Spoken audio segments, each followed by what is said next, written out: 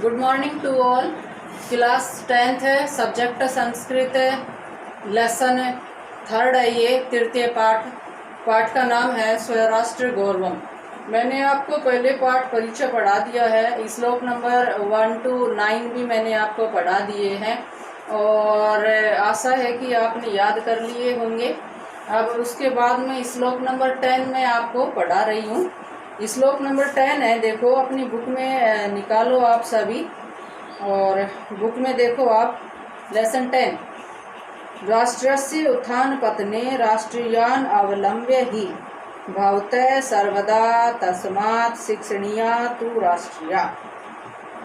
सबसे पहले तो इसका प्रसंग लिखो आप कॉपी में कि यह श्लोक हमारी पाठ्य पुस्तक स्पंदना के स्वराष्ट्र गौरवम नामक पाठ से लिया गया है और यह श्लोक अमृत वाग्भवाचार्य महोदय द्वारा रचित राष्ट्र वेद से लिया गया है।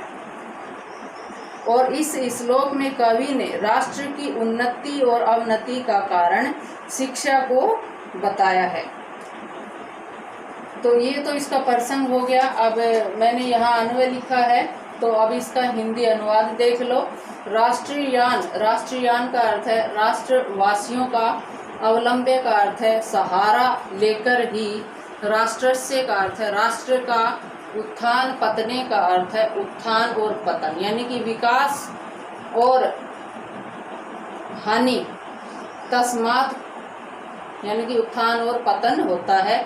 इसलिए आप सभी को हमेशा राष्ट्रवासियों को शिक्षित करना चाहिए। तो इसमें फिर से आप सुन लो कि राष्ट्रवासियों का सहारा लेकर ही राष्ट्र का उत्थान और पतन किया जाता है। इसलिए आप सभी को राष्ट्रवासियों को शिक्षित करना चाहिए। यानी कि जिस व्यक्ति में जो गुण होते हैं उन गुणों को बाहर निकालना चाहिए और यानी कि हमारे आसपास जो लोग हैं उनको शिक्षित करना चाहिए, उनमें ज्ञान बांटना चाहिए। अगर किसी में कोई ज्ञान है तो उस ज्ञान को बांटना चाहिए, तभी तो राष्ट्र शिक्षित होगा। पहले आप शिक्षित हो, उसके बाद में राष्ट्र को शिक्षित करो। ये व्याकरणिक टिप्पणियां हैं कुछ। राष्ट्रस्य उत्थान, अब राष्ट्रस्य प्लस उत्थान, इसमें गुण संधि है भवतः सर्वदा। इसमें देखो ये आधा स है, ये आधा स, इसका विसर्ग हो जाएगा। भवतः प्लस सर्वदा विसर्ग संधि। तस्मात् शिक्षणीय, ये आधा च है, इसका तय हो गया और शिक्षणीय। तस्मात् प्लस शिक्षणीय, इसमें हल संधि है, हलंत, यहाँ हलंत है इसलिए हल संधि है। अब श्लोक नंबर 11, श्लोक नंबर 11 अपनी बुक में देखो कि विद्या शस्त्रम च शास्त्रम च द्वे विधे प्रतिपतये शस्त्रेण रक्षिते राष्ट्रे शास्त्र चर्चा प्रवर्तते। सबसे पहले प्रसंग लिखो कॉपी में कि यह श्लोक हमारी पाठ्य पुस्तक स्पंदना के स्वराष्ट्र गौरवम नामक पाठ से लिया गया है और यह श्लोक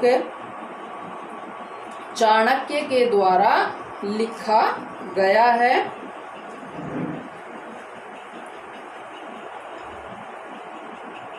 इस श्लोक में कवि कहते हैं कि शस्त्र से सुरक्षित राष्ट्र में ही शास्त्र रूपी चर्चाएं संभव है। फिर से सुन लो कि इस श्लोक में कवि कहता है कि शस्त्र से सुरक्षित राष्ट्र में ही शास्त्र रूपी चर्चाएं होती हैं। तो ये तो प्रसंग हो गया। अब इसका हिंदी अनुवाद आप सुन लो कि शास्त्र विद्या यानी कि शास्त्र विद्या, च का अर्थ है और शास्त्र विद्या, और शास्त्र विद्या। देखो शास्त्र विद्या और शास्त्र विद्या। प्रतिपतय का अर्थ है ज्ञान के लिए, द्वे का अर्थ है ये दो प्रकार की विद्याएं होती हैं।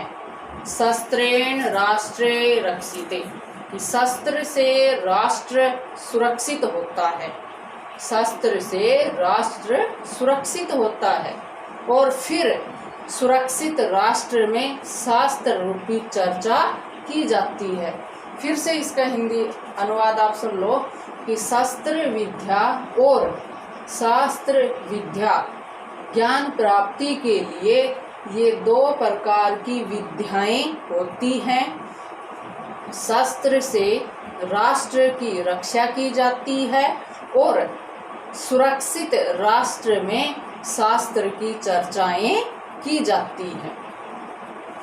व्याकरणिक टिप्पणियां देख लो। रक्षिते राष्ट्रीयते, रक्षिते राष्ट्र, रक्षित च तत् राष्ट्र तस्मिन्, इसमें कर्मधारय समास है, यहाँ च भी है।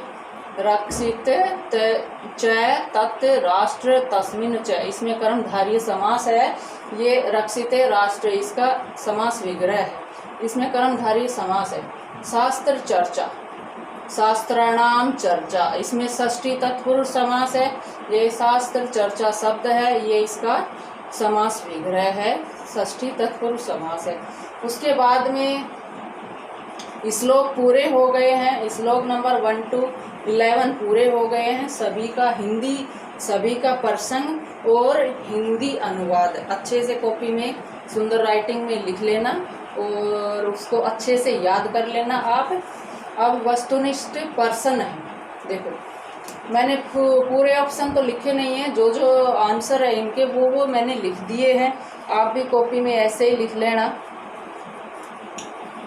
भारतवर्षस्य उत्तरस्यां दिशि वर्तते, कि भारतवर्ष के उत्तर दिशा में है, भारतवर्ष के उत्तर दिशा में है हिमाद्री यानी कि हिमालय, ये इसका उत्तर है।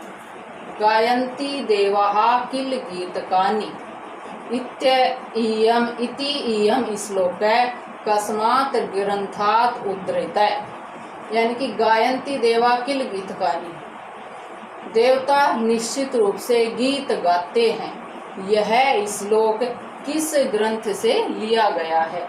तो यह श्लोक विष्णु पुराण ग्रंथ से लिया है।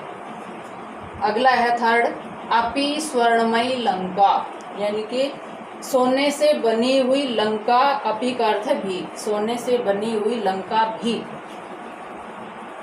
यह कै का अर्थ है कौन, कम का अर्थ है किसको, कौन किसको कह रहा है या कौन किसके लिए कह रहा है।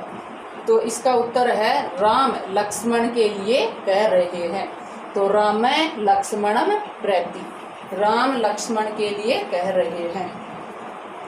क्वेश्चन नंबर 4 है, समान संस्कृति मताम जनानाम पितृपुण्य भू किम निगद्यते। इसका हिंदी अर्थ है कि समान संस्कृति वाले लोगों की, ये समान संस्कृति वाले लोगों का पिता और पितामह की पवित्र भूमि के भाव को क्या कहा जाता है? तो उसको एक राष्ट्र कहा जाता है। इस श्लोक में भी आया था एकम राष्ट्रम, उसको एक राष्ट्र कहा जाता है। क्वेश्चन नंबर 5 है, राष्ट्रस्य उत्थान पतनयो अवलंब्यक वर्तते, कि राष्ट्र का उत्थान और पतन का सहारा कौन है? राष्ट्र के उत्थान और पतन का सहारा कौन है? तो कौन है इसमें? राष्ट्रीय यानी कि राष्ट्रवासी। कौन है? राष्ट्रवासी।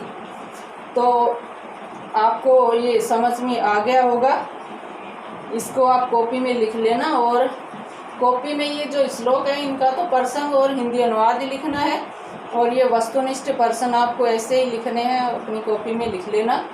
आगे का नेक्स्ट क्लास में पढ़ाएंगे, आपको नेक्स्ट टाइम पढ़ाएंगे। Okay, thank you.